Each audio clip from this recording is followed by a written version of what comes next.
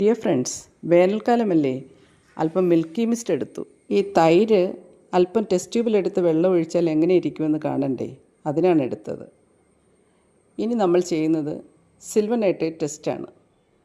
അതിനായിട്ട് 2 colourless solutions prepare ചെയ്തിട്ടുണ്ട്. ഇത് ഫസ്റ്റ് സൊല്യൂഷൻ. അതിലേക്ക് അല്പം സിൽവർ നൈട്രേറ്റ് ആഡ് ചെയ്തു. We get A white precipitate. ഇനി രണ്ടാമതൊരു സൊല്യൂഷൻ കൂടി എടുത്തു. അതിലും സിൽവർ നൈട്രേറ്റ് ആഡ് ചെയ്തു. അതിനും വൈറ്റ് പ്രസിപ്പിറ്റേറ്റ് കിട്ടി. ഈ 2 വൈറ്റ് പ്രസിപ്പിറ്റേറ്റും നമ്മൾ ആദ്യം ടെസ്റ്റ് ട്യൂബിൽ എടുത്ത് വെച്ചിരിക്കുന്ന തൈര് വെള്ളവുമായിട്ട് ഒന്ന് കമ്പയർ ചെയ്ത് നോക്കാം. എങ്ങനെയുണ്ട്? 3 തിരിച്ചറിയാൻ കഴിയുന്നില്ല അല്ലേ? അതുകൊണ്ടാണ് ഈ വൈറ്റ് സിൽവർ ക്ലോറൈഡിനെ നമ്മൾ കേർഡി വൈറ്റ് പ്രസിപ്പിറ്റേറ്റ് എന്ന് വിളിക്കുന്നത്.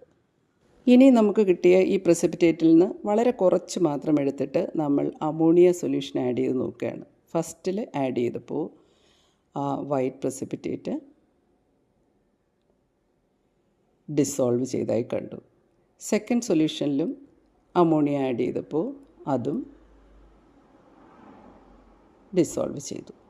അപ്പോൾ സിൽവർ ക്ലോറൈഡിൻ്റെ curdy white precipitate soluble in ammonium hydroxide confirms chloride. ഇപ്പോൾ മനസ്സിലായില്ലേ?